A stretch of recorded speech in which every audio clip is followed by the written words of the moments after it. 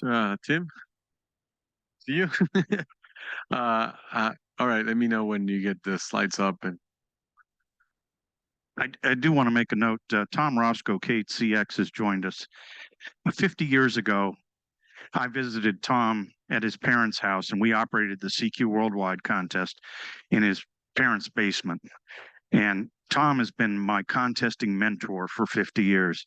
And when I saw him walk in the door, I started crying. So, Tom, thanks so much for being here. And if you haven't visited hamgallery.com, go there tonight and you won't sleep because it's addictive. Hamgallery.com. It's a great site, and thank you for all you do.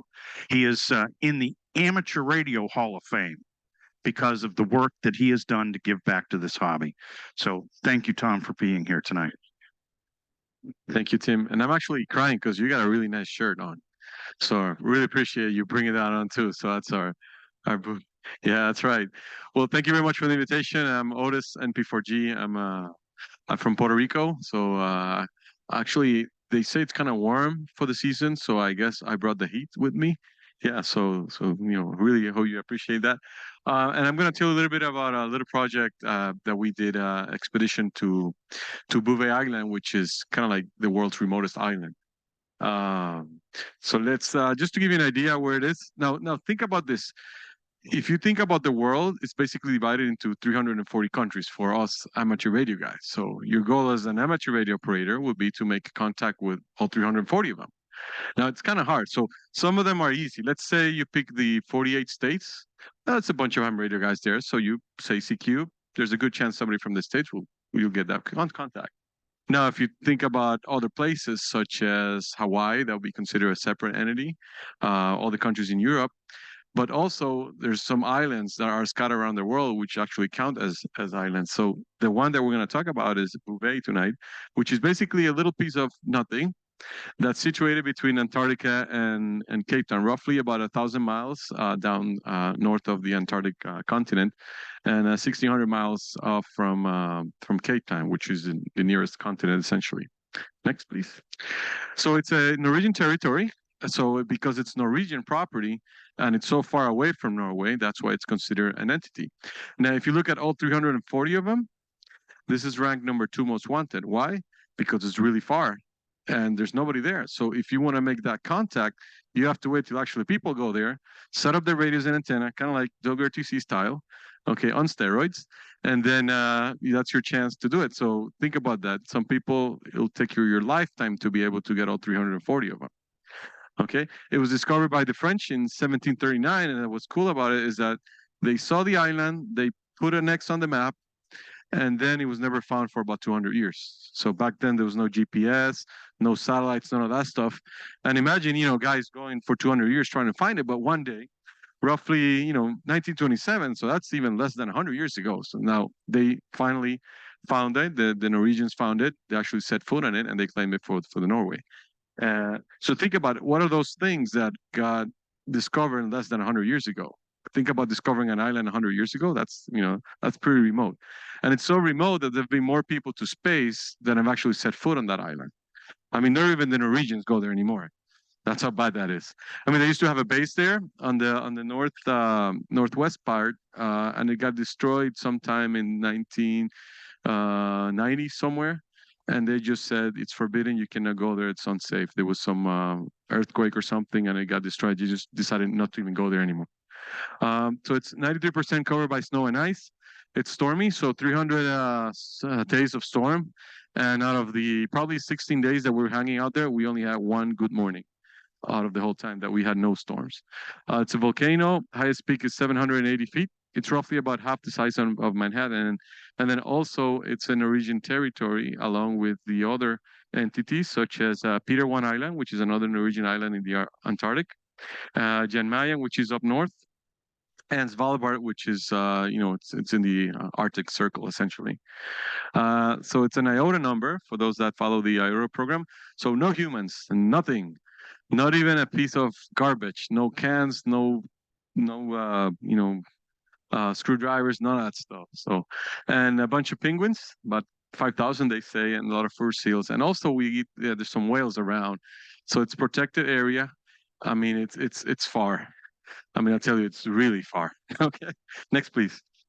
So this is basically what it looks like. Now we see the weather station, all that part that's in green, that's all the area that we know we couldn't really go there because our permit would let us go anywhere on the island. So we're trying to figure out where can we go to this island that we could actually go there, put our equipment and do our radio thing because that's part of the requirements to make it count. So we decided about Cap Fia, which is in the southeast part of the island where you see the little arrow. And also the other thing that was good about this one was that there was actually a beach there. That's what we thought. And also, yeah, yeah, if something can go wrong, it will go wrong. And then also the other thing about that area is that normally all the storms and all the wind traditionally comes from the northwest. So we're being protected. The island was protecting us when we were in that corner of land. Go back a little bit one more. So essentially, this is the history of the DXCC entities. The first picture, the picture on the right, those are the first two people that actually were the first operation from Bouvet back in '77, and that's actually Cap Fie. That's where we were going to land. And then all the other operations, and then the one that had the most QSOs was the 3 Yankee 5 X-ray, 1989, 47,000 Qs. That's can't count. I mean, I'm a little bit tired from the flight today, so that's over 30 years since the last real operation happened there. And then a couple other ones, but most of these were people that were attached to scientific missions for the Norwegians. So bring Mark as a whatever engineer, and then he'll do his work, and then he's got some spare time, puts the antenna, makes FQs, and then they go home. So, but they weren't. The main purpose was scientific, wasn't for ham radio.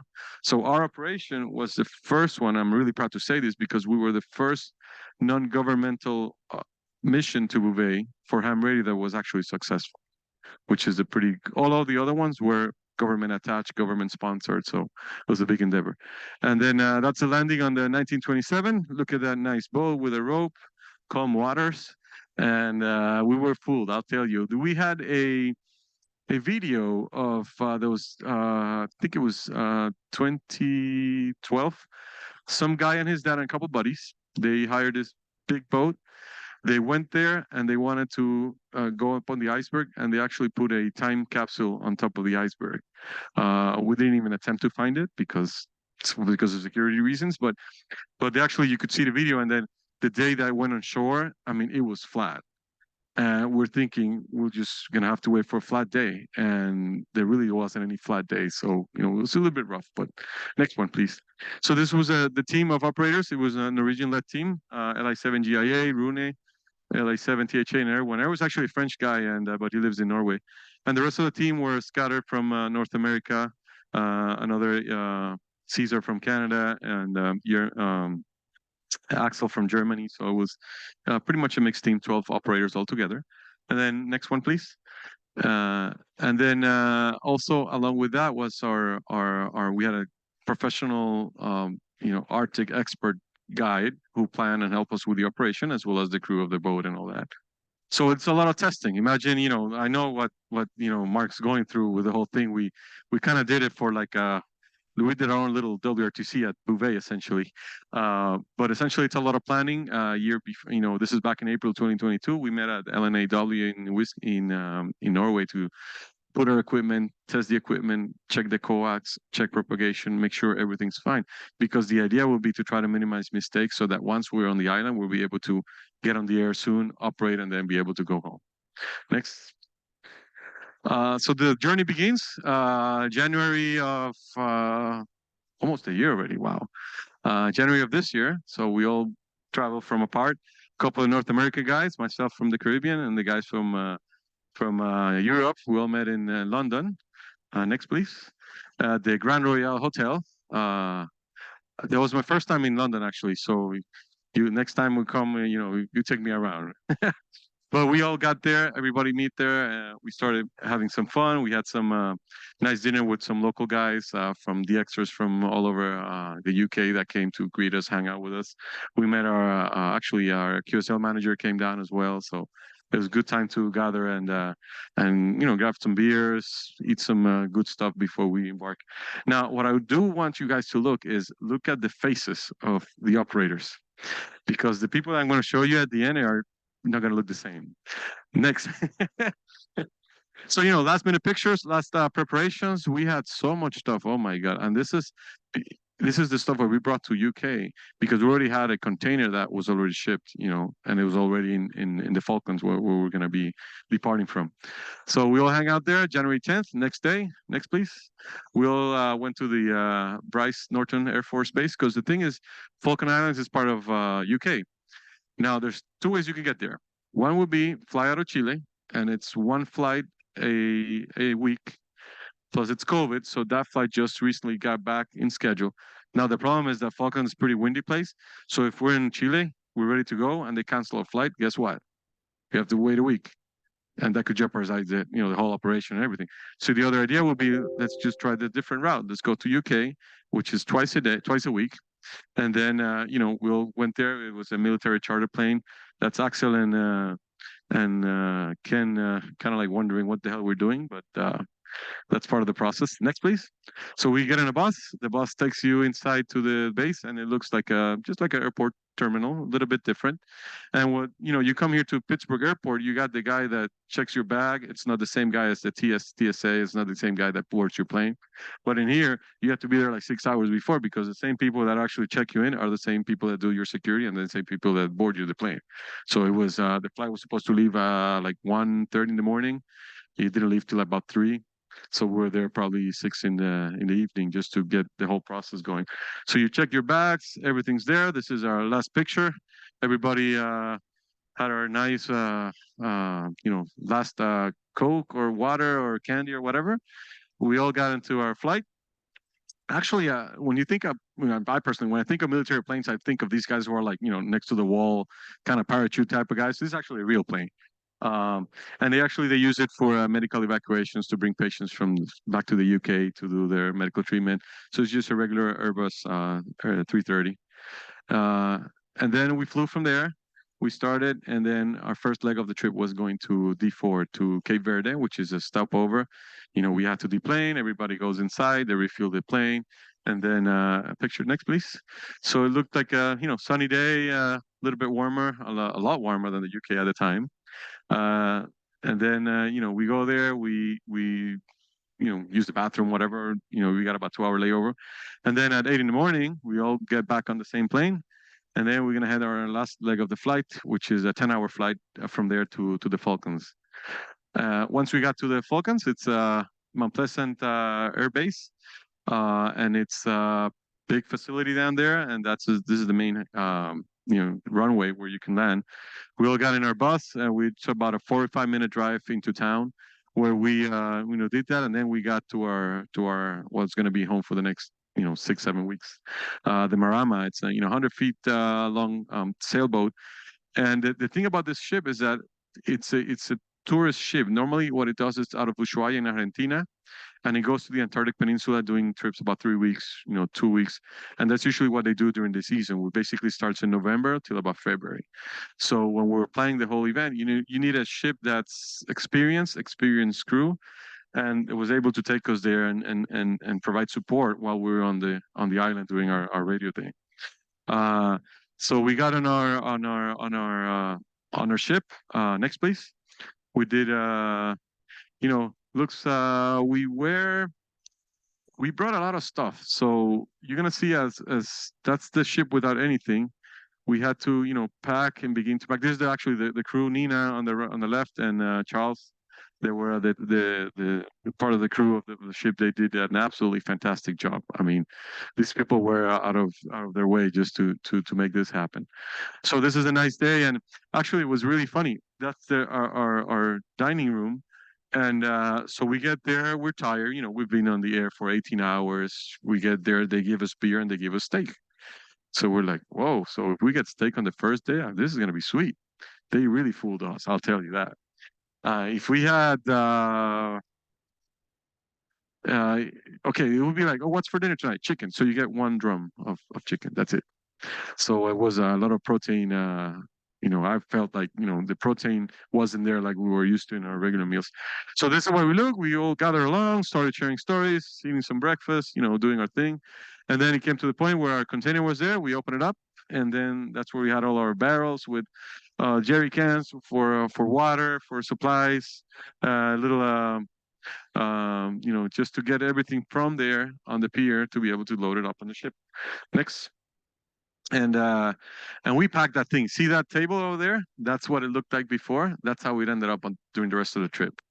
So we packed. I mean, that ship. We only had this like 6, 7 cabins. They all each have a bathroom. There's a sauna in there, but we only had like 2 bathrooms available. Everything was packed under the tables on deck. We had about 7 tons worth of stuff. 4 generators, 250-pound each, diesel for like, we could have gone all over the world with that diesel that we had. It was just so much. And that's one of the bets that we actually, when one of the guys, they went on the island, we needed to get some spots. So we took we took over their bed, and they didn't know about that till they came back. So, but we had some time. So we spent about 3 days filling it up. We had the opportunity to meet some of the local ham radio guys, VP8. They were really nice. There's actually right in town, there's a little museum. And what's really cool about the Falcons is that it's such a remote place.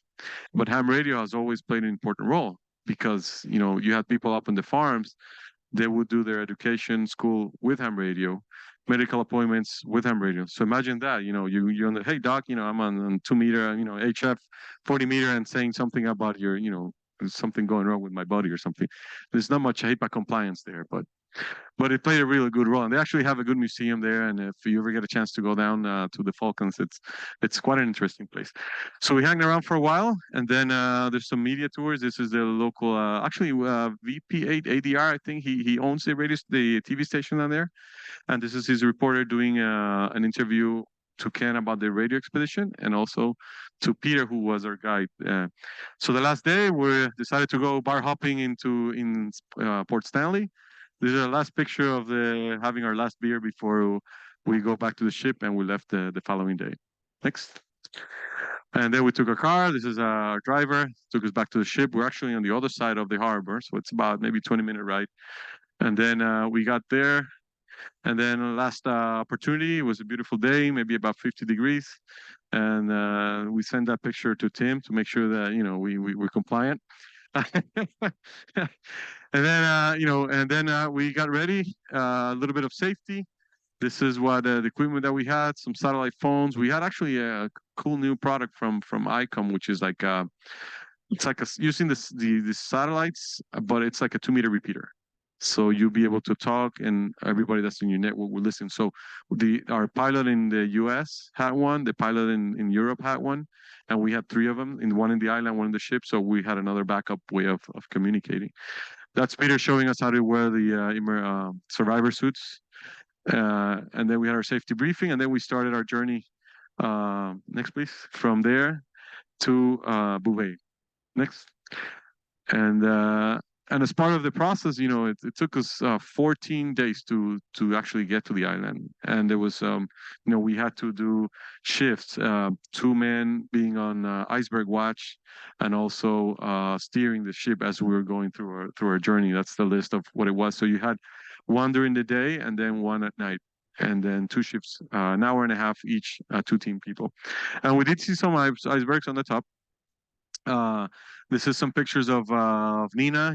She was in charge of cooking and all that, but she was also in charge of doing a lot of other stuff. So that's why she's wearing her outer gear. Caesar and I just having a little chat next to the room. And that's actually a picture of my room. I was a top bunk, and there was not much room. So I actually slept with my bag next to me the whole time.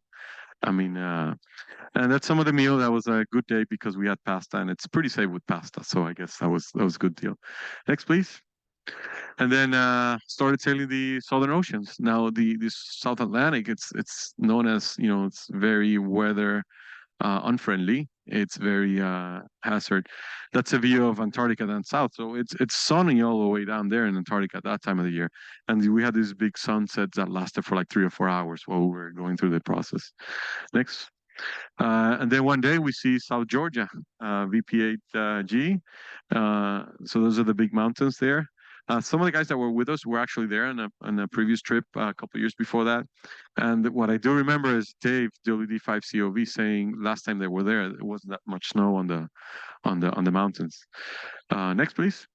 So we continue our journey. We had no internet, so how do we keep ourselves sane and have some fun? Hey, we'll put a 50-meter dipole on the between the mast, and we started cranking out some cues. We operated as multi-multi, and then we also took the opportunity to show Charles, about ham radio, and it was cool because we were able to talk with the friends and have some fun. I remember one guy. Actually, no, there was a 14200 maritime net.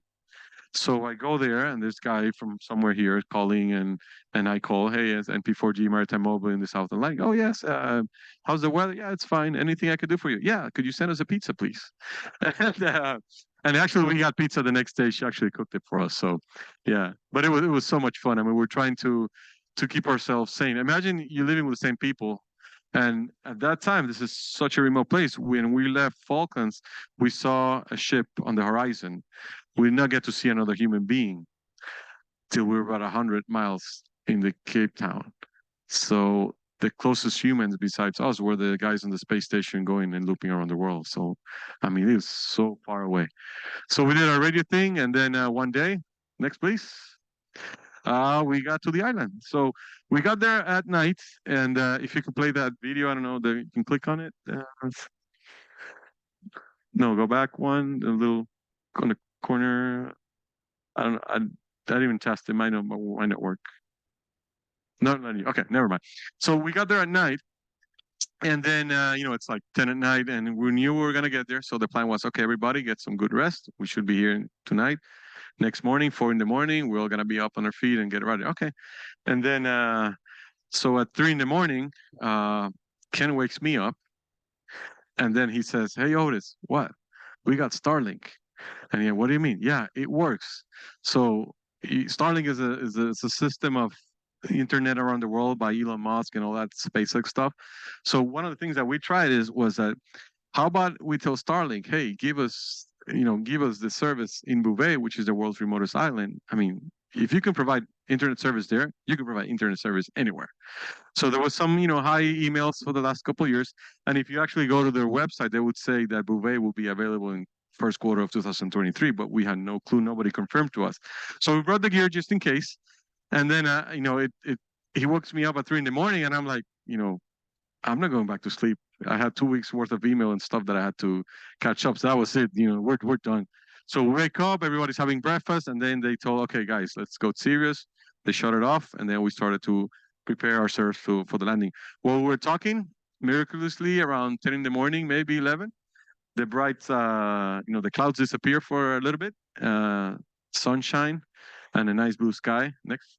And that's when we took opportunity to do some pictures. And you look at that, it don't look much different than what I'm used to in the Caribbean. But, literally like 10 minutes later, and then it started snowing and getting cloudy, windy, and just messy after that. Next, please. So then this is what we were going to attempt to land. This is a picture that we had from before.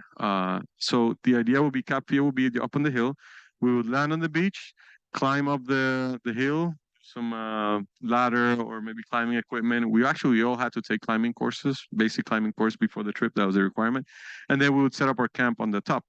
And we were expecting, just a beach like that. You see all those are seals and stuff just down there. And I want you to take a look at the waterfall over there, which you're going to see a picture of the waterfall like it was when we got there. Next, please. So we do our first landing, first Zodiac. And then the first two guys, the idea was them to go to the land in the beach, do some reconnaissance, go up, check, then come back and tell us what they found, and then we'll do our final planning and do our initial staging. So we got to do that.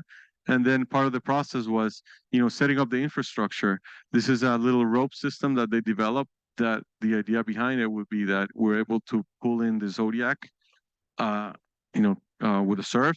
And then so we'll be able to pull it past the surf, so we'll be able to go. The problem was the waves breaking right on the sand, which made it a lot difficult.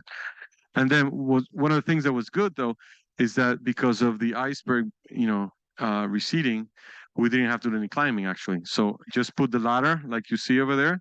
You get on the ladder. Once you get on top, you can walk to camp. So luckily we didn't have to do any of that. There's some picture of the guys down there with their survivor suits just waiting, and and doing our operation.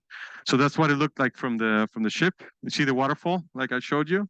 So we would land on the sand, walk all across the beach, trying to, the little seals, and trying to don't bother them, and then get on the ladder and then walk all the way by the iceberg and then zigzag all the way to camp. Next. That's our home. That's what it looked like from the top. We had to scale down significantly. We thought about bringing 7 tons of equipment out there, but by the time the waves were cracking and we realized it wasn't going to happen, so we decided to do a little more scale down. Out of 3 tents that we had, 1 got lost at sea, 1 stayed as a backup, and that we only had 1. So the plan would be to have 3 tents: 1 sleeping quarters, 1 hangout quarters, and operating. But we only had to do 1, so everybody had to cram. They had to eat there, sleeping, everything at the same time. Next, please. And it's coming. So that's basically what it looked like in there. They had some heating system, and you'd sleep. And then next door to you, your neighbor will be the guy operating the radio. Next. So that's the Bouvet Hilton, essentially. Those are our meals. Some dry tech food, crack it open, put some warm water, mix it around. Yeah, you have to think that it's steak or something, or some of that La Isla stuff that we're gonna have a little bit later tonight. But it's kind of hard to fool your mind, essentially. Yeah, that's DX Engineering vertical. Thank you very much, DX Engineering. Paid advertisement. 30-meter vertical. So Corey built it. Good job, Corey. You did awesome. So the thing with that was, we had thought about bringing Yagis, bunch of stuff, but once we go there, we decided, okay, if we go and do less bands, then we're gonna prevent the guys that are gonna be filling the slots. So that's gonna give us more chance to the little guys to be able to make the all-time new one. So we decided to run 20 and 30. Okay, so that was the plan. We started running 20 and 30, and then no more pileups. So we started to go 15, and then we know from 10 to 30 meters. So that was essentially, we didn't want, because if we go on 40, then you get a big pileup, and little guys won't get the chance. So that's why we decided to limit. And also no amplifiers, so just 100 watts, 2 radios, no chairs, none of that stuff. Sitting in your lap, put in the radio on your lap and just crank use. Next. And that's basically what it looked like. That's back-to-back radios, sitting on the floor, headphones, computers, and cranking cues. Yeah.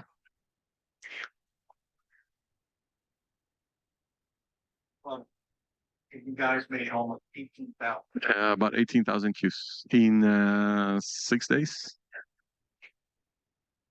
Oh yeah, the Hilton is amazing. That's exactly what it was, because it was either that or we go home, because we really had no other options. So we'd rather just activate it, even if we made 1 queue, 200 queues. Hey, would we have done 100? We would have done 100,000 queues. Of course, we would be more happier. But hey, those are the challenges. And the thing is that nobody had been there. There were 2 previous attempts. One, the guys 4 years ago, they got there, they hang around. They saw it for 3 days. The ship got damaged. Captain said, we go back. They start going back to Chile. 4 days later, they say, gas is not enough. We're going to go to Cape Town. They actually spend more time at sea than we did.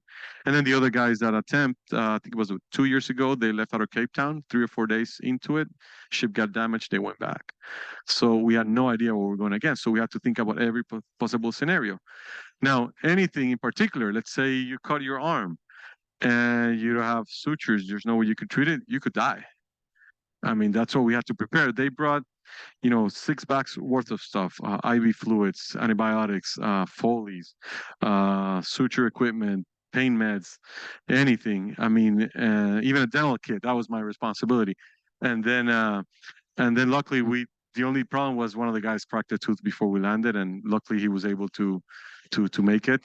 And what I did tell him is, call your wife, make sure you get a dentist appointment when you go home.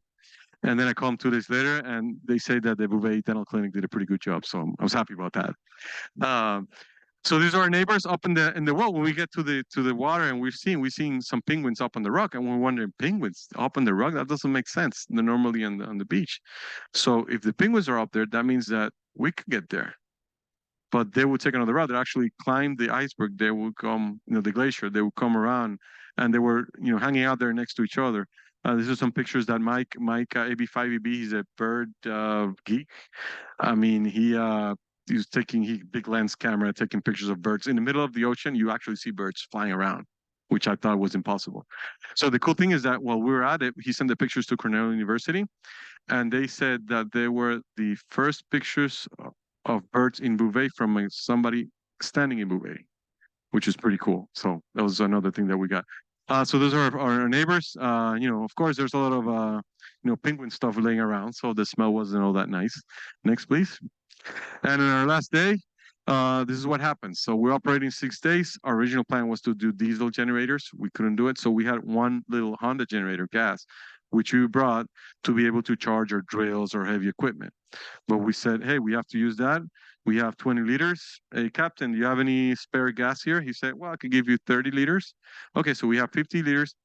We cranked that generator, and then it came to a point where we tried cleaning, filter it. It was just not going to happen. It would shut the middle of the night. Okay, and then there's, weather window opportunity. The original plan would be, if that would have kept going, we get a window of opportunity, operator swap, then we stay on the island, and then 3, 4, 5 days, whenever we get another operator swap, and that was the original plan. But what happened was that day we had a short, what was supposed to be a day and a half. So we go there the day we're supposed to have that window, and it wasn't there. So we just hang out on the ship. And then that morning there was a weather window of about 6 hours, and that's when we decided, big decision amongst us, whether we would try to continue even though our generator wasn't doing well, or we just go home and call it quits. So the agreement that we said, we already had done enough. We already had 18,000 queues. I want to go home, and I want to go back to K3LR to operate some more contests. So we decided to actually make it back. And and that was the last day, take some pictures. I'm really proud of this picture because in October, I started my term as Indexa president. So we're able to support our DXpedition. It was actually the expedition that Indexa has given their biggest grant. The whole operation budget was about $700,000. The ship cost $10,000 a day. And so it's a big endeavor just to be able to get to the island to give you guys the opportunity to make a QSO with the number 2 most wanted. Next, please. So that day, it's a picture of the last 4 hams that set foot on Bouvet. We packed the camp, see how it's all clean, nothing there anymore. And then we're just waiting on our last ride. We were, they would come with the Zodiac, get some stuff out, come back. Took us about 3 hours just to get that stuff doing. That's a picture of the beach. Now you see on the far, where on the original picture you would see sand, there was nothing. It was just rocks and stuff. So all the way out there. And those are the Adrian on the right, Yerman, Mike, and myself. Next. So at the end, these are our stats, what we did, about 18, I can't really read, the 18,500 something, 18,000 queues. Surprisingly, Europe was going to be the main guys because they're north and south, so of course they have the advantage. What really surprised us was that Asia did get a lot of queues. What disappointed us was that North America didn't get that many. The only propagation time would be 30 meters, that every night we'll get on that, so North America would run. And there was one morning that 17 meters. So I think we only have queues with North America on 30 and 17. And 15, but not that many. Yeah, you did the 15. Okay. Yeah, I was gonna ask if you actually worked as or not. I don't remember. One time. All right. Next, please. So then we begin our journey home. Pack everything, and then we set up ourselves going north. It took us 10 days to get back to Cape Town. Next, please. And then once we get to Cape Town, this is kind of like a tradition because this is Ceres-1S, and he received the guys from 3Y0 Zulu 4 years before. He came out with his other buddy on the sailboat, and then he would, he was greeting us, giving us a warm welcome to Cape Town. And then on the other end, next please, we took a picture of him.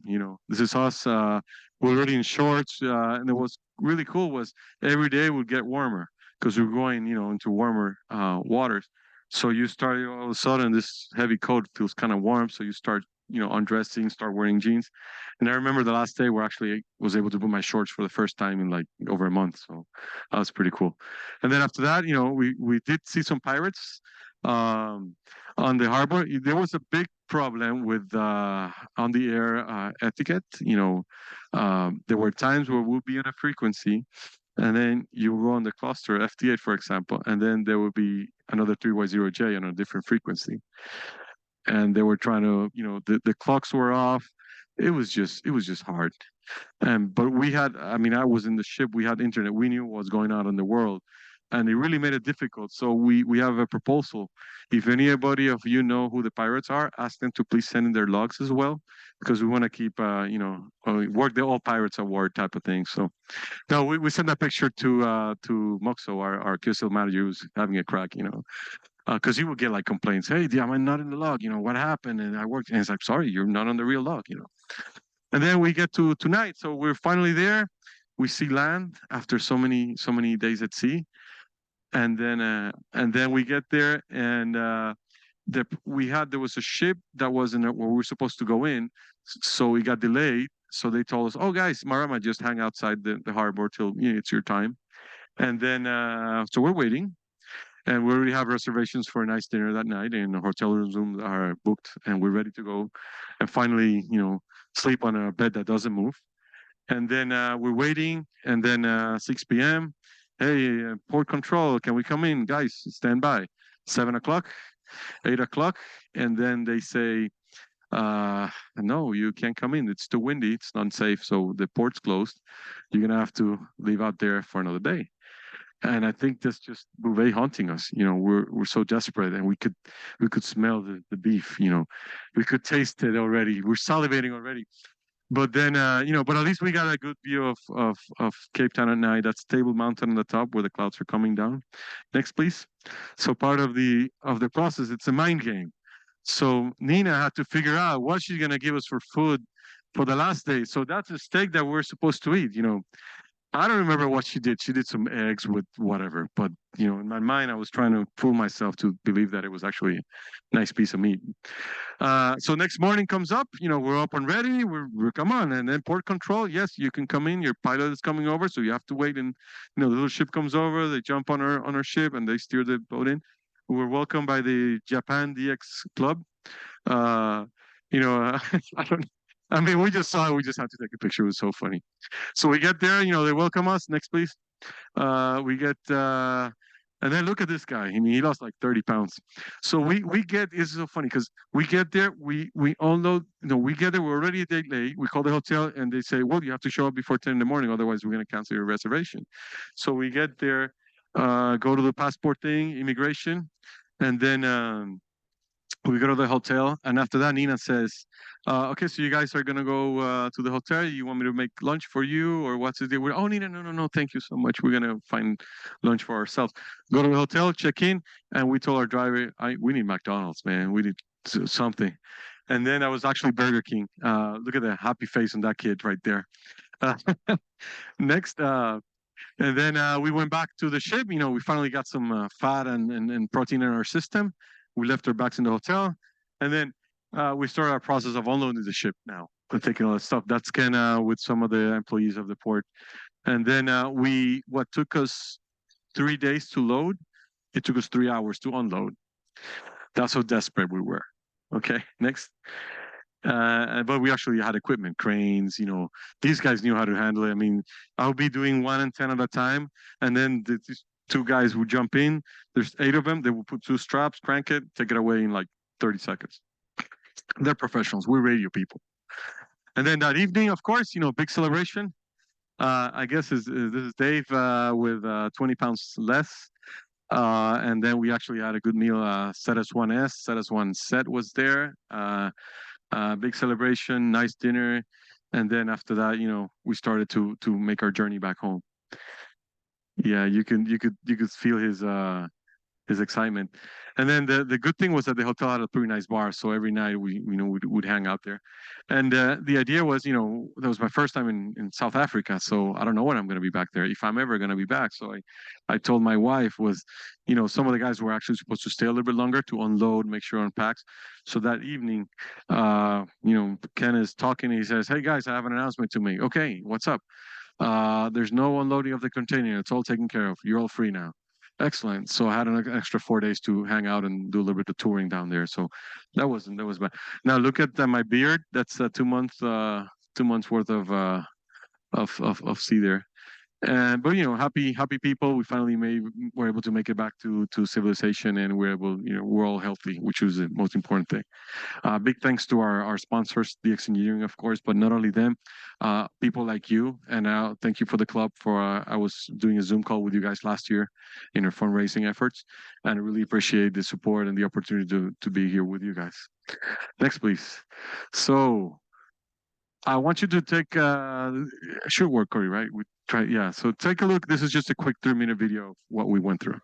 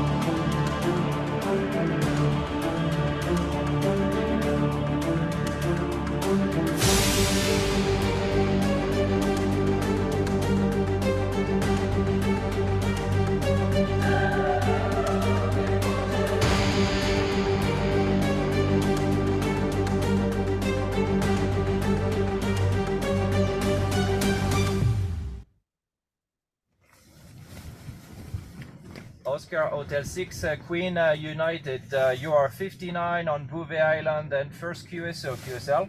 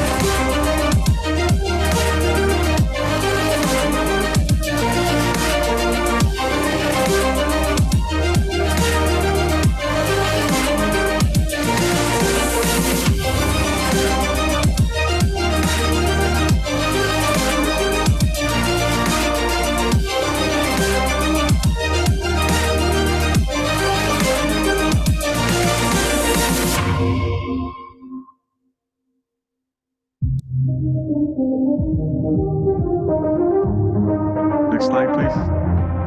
So that's just a 3-minute video. There's a 17-minute video if you go on YouTube, and there's more details into the technical radio stuff and things like that. And I'm very happy and proud to be able to be part of this operation. I'm actually the first person from Puerto Rico to have ever set foot on Bouvet, and I'm pretty sure I'm going to be the last one. Yeah. I don't think unless you're a radio guy 30, 40 years from now. So thank you very much for the opportunity. And then a couple things that I want to add. Next, please. After such a big trip, that's our website. There's more info there. But where do you go next? How do you do something like this? So next expedition, it's going to be in February to Juan Fernandez Island, Robinson Crusoe specifically. This is out in Chile. Right now, it's DXCC number 58. Now, this is actually an island you can fly into. Okay, and we're going to be sleeping in the hotel. So it's not, it's not Bouvet type of thing. So I think we need a break. Mike and I are two of the Bouvet guys are going to be there. It's a couple of Chilean guys, a couple of guys from the mainland. Let me show you a little bit about it. Next, please.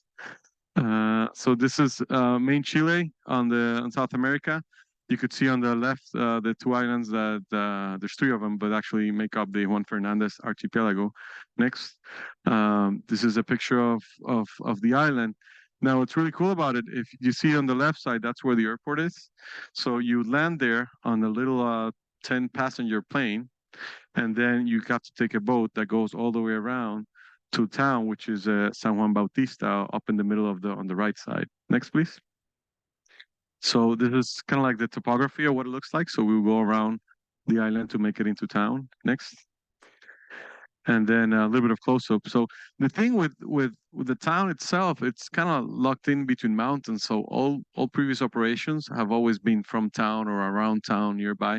So there's some areas that are kind of difficult for radio. So what's going to be different about this trip is that actually next we had permission and we're going to be in that's a view of town. Up on the left at the end of that cliff, that's what used to be an old Chile naval facility. It's abandoned, so we got permission. That's all part of the park. The idea behind being up there instead of in town is that we're going to have a clear view of the whole world. So our signals should be much stronger. We should be able to make a better effort for you guys. Next. And that's a view from where we're going to be looking into town down there. So it's and we've done the topography, I mean everything that we need, and I think our signals should be sufficient this time. Next, please. That's kind of like what it looks right now with the old facility. Next. And then up there, we're planning on having two sites. Site number 1, which is where the base is, and then we're going to have a separate camp, which is going to be a little bit further down on the other side of the hill, to be able to operate on multiple bands. The plan is to have at least 4 stations on the air the whole time. We're actually going to have remote operating as well. So we're going to have a different call sign for that because of the IOTA people, that they don't count it. So we want to make sure we don't disqualify our full log. Thank you, IOTA. Maybe it'll change at some point. But there's more information on Facebook, on our website, at Charlie Bravo Zero Zulu Alpha. It's a call sign that we're going to be using. We've been working with Marco, C1EW, which is the local guy, and then some of the guys up here. We're going to have a team meeting in December where we're going in Florida, where we're going to do the antenna assembling, packing, and loading the container and shipping it down to the island. Next, please. And also, very important, I wanted to let you guys know about Indexa. Indexa is a foundation that supports the expeditions. The current president, beginning, I don't know, this month. A lot of work for 1 month, I'll tell you that. And what I can tell you is that 40 years of this organization, but the horizon for the expedition looks very bright. If you have not set up your antenna, please do so. You can buy one from DX Engineering, get it next day. If you don't have an amplifier, make sure you get one, because there's going to be a lot of good things. I can't say anything right now, but what I can say is that get ready, because the next couple of years are going to be very fun for DXing. Well, thank you very much for the opportunity tonight. Thank you, Tim. I can't wait to go make some cues over the weekend. Thank you, Otis. All right, it's La Isla time. So it's Mexican time. So we'll see you up at the restaurant. Thank you to Otis. Thank you to Mark and Georgina. And to Barney and Corey for all